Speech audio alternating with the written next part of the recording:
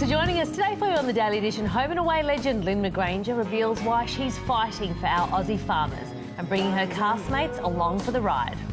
Plus, the backlash begins why Hollywood is up in arms over the sweeping changes to the Academy Awards. Then royal bridesmaid turned foster mum Amber Petty opens up about the decision that changed her life forever. And you probably still know the moves.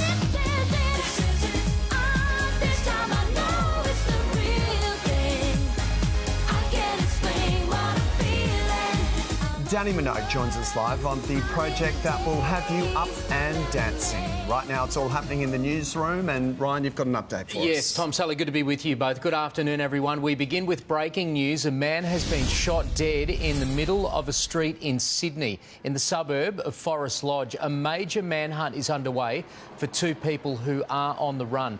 Let's go live to 7 News reporter Brian Seymour, who was at the scene. Brian, what can you tell us?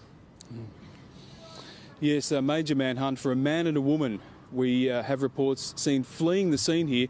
Behind me, a body lies in the street. A man, we believe in his 20s, a Caucasian man, apparently shot dead in the head, and about 17 police surrounding the scene. They've cordoned off the whole area here. We're in Forest Lodge in Glebe, which is near Sydney Uni. It's all terrace housing. There's a playground here, a kindergarten over here, very quiet family area.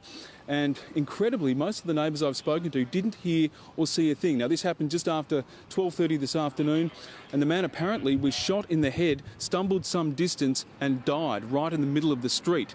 There were reports of a burnt-out car in a nearby suburb. We're now hearing that may not be related to this incident, but we are hearing that police have recovered a weapon. Now, as I say, the man, it's believed, was shot in the head, so perhaps that weapon they've recovered is a gun of some kind. And a man and a woman fleeing the scene. The K9 squad is out, canvassing the street where the body lies. Also, the police chopper has been circling this area for the last 45 minutes. So we'll have more reports on exactly what has unfolded here, all the details tonight at 6 o'clock on the news. Indeed, Brian. Thank you very much for that information. This is a developing story, and we'll head back to you if there are any further developments. The Turnbull government has had a major win, with state and territory energy ministers agreeing to take the National Energy Guarantee to the next stage. It has now been passed by the Coalition Party Room. Olivia Leeming reports. The states have agreed for the National Energy Guarantee to now be put to the Coalition Party Room for approval, and that meeting will take place this coming Tuesday. So it is progress for the Turnbull government's signature energy policy, but there is still some way to go, with some of the key Labor state governments still withholding their full support. The Federal Energy Minister, Josh Frydenberg, has spent the morning trying to convince them of the benefits of the National Energy Guarantee and also the risks of not implementing it, warning that without it, Australians could face even higher power bills and more blackouts. Australian eyes are on this room today.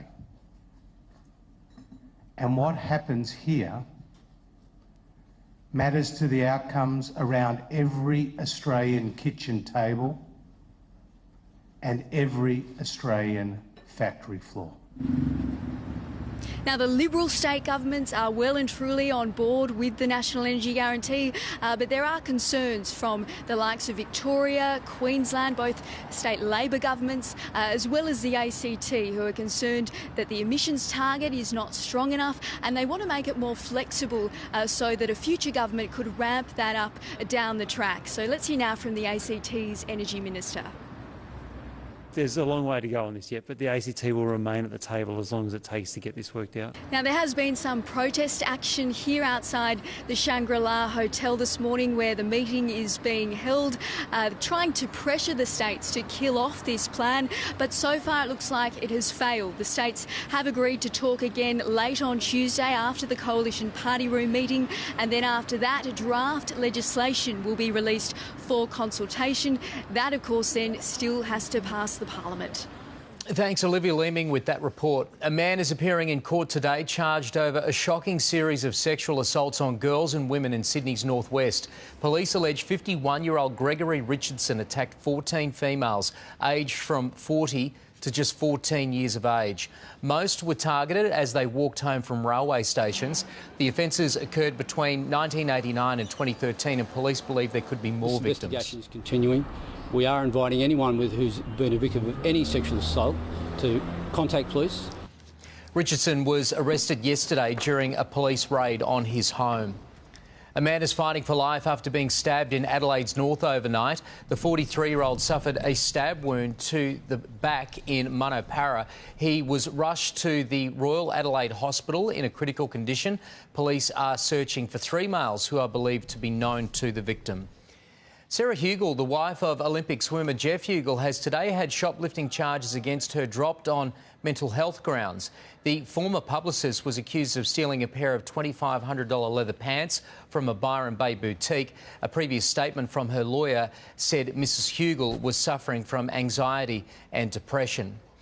The Indonesian island of Lombok is on edge after yesterday's huge aftershock that sent people running for their lives. Buildings that were damaged in Sunday's earthquake came crashing to the ground.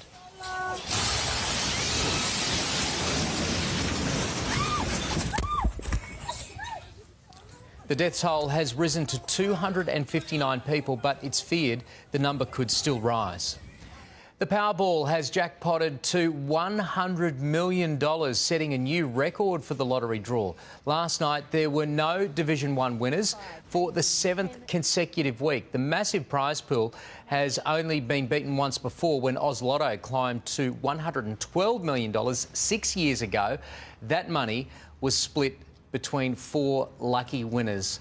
We'd be more happy to split $100 million, you know, 3 ways. Just 3 ways would be nice. We could even include some of the crew here, you know. Or 2 ways. $100 million, plenty to go around. I was cutting mine out. Just joking. It's all fine. We're not going to win, it's fine. Still to come on the show, some of our favourite. Lynn McGranger reveals how the home and away casts are getting behind our Aussie farmers. She's live on the Daily Edition very soon. But next, Dannii Minogue is dancing her way into lounge rooms right around Australia. We're chatting about her brand new show in a matter of minutes. Don't go away.